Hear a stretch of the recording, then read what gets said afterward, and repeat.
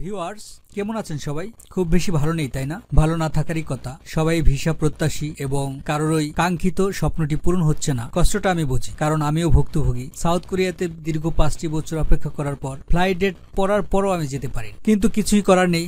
বাস্তবতা মেনে নিতেই হবে এবং মেনে নিতে হয়। তো যাই হোক, আজকে আমি আপনাদের সাথে আলোচনা করব আমার ইউটিউব চ্যানেলের কমিউনিটিতে কমেন্ট সেকশনে আপনারা যে কমেন্ট করেছেন সেটা নিয়ে একটু আলোচনা করব এবং উত্তর দেব এবং সঠিক উত্তরটি দেওয়ার চেষ্টা করব।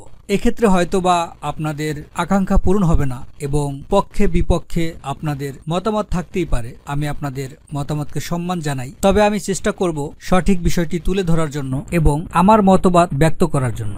এখানে একটি ভাই প্রশ্ন করেছেন, এতদিন পাসপোর্ট আটকে রেখে এখন আমি ভিসা সহ পাসপোর্ট চাই। প্রতিটা পাসপোর্টের সাথে 9 লাখ থেকে 10 লাখ টাকা করে সবাই দিয়েছেন। যদিও তিনি বিষয়টি ক্লিয়ারলি লিখে বোঝাতে পারেননি, তবে বুঝতে পারছি সে কি বলতে চাইছে। এখানে বাস্তবতা হলো, আপনি যে 9 লাখ থেকে 10 লাখ টাকা দিয়েছেন বা তারও বেশি কম, সেটার দায়ভার ইতালি এম্বাসি বা ভিএফএস গ্লোবালের না। ইতালির পক্ষ থেকে সেখানে অ্যাপ্লাই করার জন্য 16 ইউরো, যেখানে অ্যাপ্রক্সিমেটলি 2000 বা সামথিং টাকা আসে, সেটা হচ্ছে তাদের চার্জ।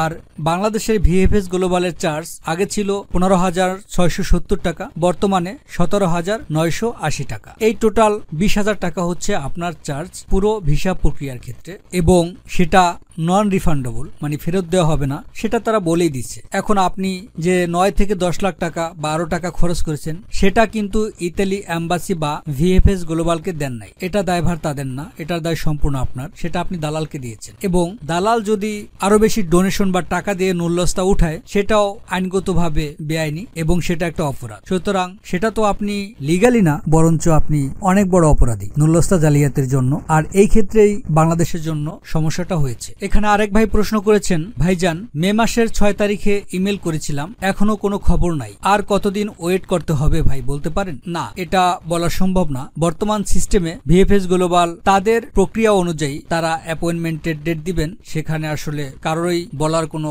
সক্ষমতা নেই এবং সেটা ভিএফএস গ্লোবালও নির্দিষ্ট করে বলে নাই। যদি কেউ বলে, সেটা হয়তো অনুমান নির্ভর বলতে পারে। মিলে গেলে ভালো, না মিলে গেলে কিছুই করার নেই। তবে আমি সাধারণত 2 মাস অন্তর বা 2 মাস পরে, 3 মাস পরে, ইভেন 4 মাস পরেও অ্যাপয়েন্টমেন্ট ডেট পেয়েছি। আরেকটি ভাই প্রশ্ন করেছেন, ভাই যে ইমেল দিয়ে ইমেল করেছিলাম সেই ইমেলটি ডিজেবল হয়ে গিয়েছে, এখন কি করব একটু জানাবেন? আর তাদের সাথে কথা বলতে চাইলে কত ডায়াল করতে হবে? আপনার যদি ইমেলটি ডিজেবল হয়ে যায় এবং কোনোভাবে সেটা রিকভার করতে না পারেন, এক্ষেত্রে আপনি যেটা করতে পারেন, নতুন করে আরেকটি ইমেল করতে পারেন এবং সেটা অবশ্যই আপনার করা উচিত। দ্বিতীয়ত, আপনার ইমেলটি যদি মার্চ এবং এপ্রিলে করে থাকেন এবং নুল্লস্তার মেয়াদ যদি কম হয়, তাহলে আপনি আপনার সমস্যাটি নিয়ে ভিএফএস গ্লোবালে যোগাযোগ করতে পারেন। যদি নুল্লস্তার মেয়াদ একদমই না থাকে বা খুবই কম থাকে, তাহলে আপনার উচিত হবে সরাসরি যে ভিএফএস গ্লোবালে কথা বলা। তারা আপনার নুল্লস্তা নাম্বার এবং পাসপোর্ট নাম্বার দিয়ে সার্চ করে দেখবে। যদি আপনার অ্যাপয়েন্টমেন্ট ডেট অলরেডি ওভার হয়ে যায়, তাহলে সাথে সাথে জমা নিয়ে নিবে, এবং যদি সামনে পড়ে থাকে অ্যাপয়েন্টমেন্ট ডেটটা, তাহলে তারা ডেটটা লিখে দিবে। এটা আমার বাস্তব অভিজ্ঞতা থেকে বলছি, এরকমটা হয়েছে। অন্য কোথাও ইমেল করেছিল এবং সেটা সমস্যা পড়ে আমার কাছে আসছিল, পরে আমি ভিএফএস গ্লোবালে পাঠানোর পর তারা একটা সমাধান পাইছে। তো আপনিও সেটা করে দেখতে পারেন। আরেক ভাই প্রশ্ন করেছেন, আমার দেশের ভিসা আমি মনে চাইলে দিব, না মনে চাইলে না দিব। এই বিষয়ে আপনার সাথে আমি একমত পোষণ করি। এখন কথা হচ্ছে, আমি ওই দেশের পারমিট পেয়েছি 16 মাস এবং এই পারমিট সাবমিট করেছি 12 মাস হয়ে গেল। এখন কি তারা আমার এই সময় ফিরিয়ে দিতে পারবে? আমি মানসিকভাবে ক্ষতিগ্রস্ত, আর্থিকভাবে ক্ষতিগ্রস্ত। অন্য একটা দেশ থেকে চলে আসলাম, এই কারণে আমার কর্মস্থল ত্যাগ করতে বাধ্য হয়। এমন অবস্থায় আমাদেরকে ভিসা প্রদান না করে নোটিশ প্রদান করে উইথড্র করে পাসপোর্ট নিয়ে আসার জন্য কতটুকু যুক্তিসঙ্গত? এটা একদমই যুক্তিসঙ্গত না, এটা মেনে নেওয়ার মতো না। আপনার কষ্টটা আমি বুঝতে পেরেছি এবং অবশ্যই এটা অনেক বড় একটা ট্র্যাজেডি। তো এই ক্ষেত্রে আমি বলবো যে আপনার বাস্তবতাটা মেনে নিতে হবে, সেটা যতটাই কষ্টের হোক, কিছু করার নেই ভাই। আরেকটি ভাই প্রশ্ন করেছেন, আসসালামু আলাইকুম ভাই, স্পন্সর ভিসার জন্য কনস্ট্রাকশন রাজমিস্ত্রি ক্যাটাগরি 18 নাম্বার এবং 19 নাম্বার কি লিখতে হবে দয়া করে জানাবেন প্লিজ। কনস্ট্রাকশনের ক্ষেত্রে আপনারা আপনাদের পেশার ক্ষেত্রে ম্যাসন লিখে দিলেই হবে।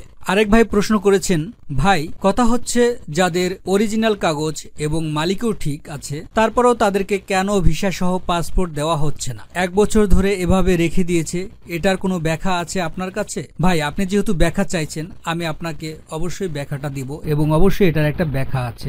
আপনি যে ডাটাটা দেখতে পাচ্ছেন, আপনি যদি দেখেন সেখানে 2022 থেকে 2024 সালের মধ্যে যে ফ্লুসিটা হয়েছে সেই ফ্লুসির আন্ডারে বাংলাদেশ 2022 সালে 45.4% নুল্যস্তা অ্যাচিভ করছে, 2023-এ 63.1% এবং 2024-এ 51.1%। অল এভারেজ আপনি যদি হিসাব করেন তাহলে দেখবেন যে 50% বা তারও বেশি বাংলাদেশ একা নুল্যস্তা নিয়ে আসছে, সেটা যেভাবেই হোক, উকিলকে ম্যানেজ করে বা সংস্থাকে ম্যানেজ করে টাকা দিয়ে হোক নিয়ে আসছে। এবং বাস্তবতা হলো কি ভাই, আমাদের দেশে ঘুষ খাওয়াটা একটা স্বাভাবিক ব্যাপার, এটা দোষের কিছু ধরা হয় না, কিন্তু ইতালিতে এটা রীতিমতো অন্যায়।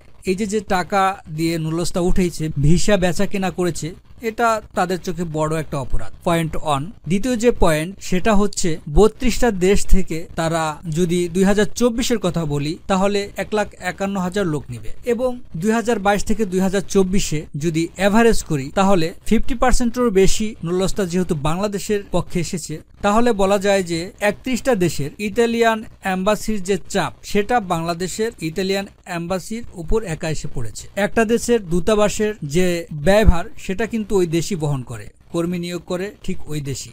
যেরকম বাংলাদেশের যদি ইতালিতে দূতাবাস থাকে সেটা বাংলাদেশ সবকিছু ম্যানেজ করবে এবং ইতালিতে বাংলাদেশের যে এম্বাসি সেটা ইতালি বহন করবে এবং একটা এম্বাসির যে এমপ্লয়ি সংখ্যা সেটা খুবই কম থাকে, এটা একটা ফ্যাক্ট। আরেকটা ফ্যাক্ট হচ্ছে প্রথম দিকে 2-3 দিন বা 7 দিনে ভিসা দিয়ে দিত। তারা যেটা করতো নুল্যস্তা সঠিক হলেই ভিসা দিয়ে দিত, এটা নিয়ে আর কোনো যাচাই বাছাই তারা তখনও করে নাই। যখন দেখলো যে ভুয়া নুল্যস্তা আসছে তখন তারা এটা নিয়ে একটু যাচাই বাছাই শুরু করলো। প্রতি 4টা নুল্যস্তার একটা যখন তারা ভুয়া পাইলো এবং প্রথম বছরের বা তার পরবর্তীতে যখন ইতালিতে লোক গেল, কথা ছিল তারা ইতালিতে যে তারা একটা নির্দিষ্ট খাতে কাজ করবে, যেরকম ধরেন কনস্ট্রাকশনে গিয়ে তারা কনস্ট্রাকশন কাজই করবে, যে মৎস্য ভিসা নিয়ে গিয়েছে সে ওই জেলের কাজ করবে বা বাসা বাড়িতে কাজের জন্য গেছে সেই কাজই করবে। মানে হচ্ছে যে যেই খাতে কর্মী সংকট সেই খাতের হিসাব করে ইতালি একটা ফ্লুসি ঘোষণা করেছে। তো বাঙালিরা যেটা করলো, ইতালিতে যে কেউ অন্য দেশে চলে গেল,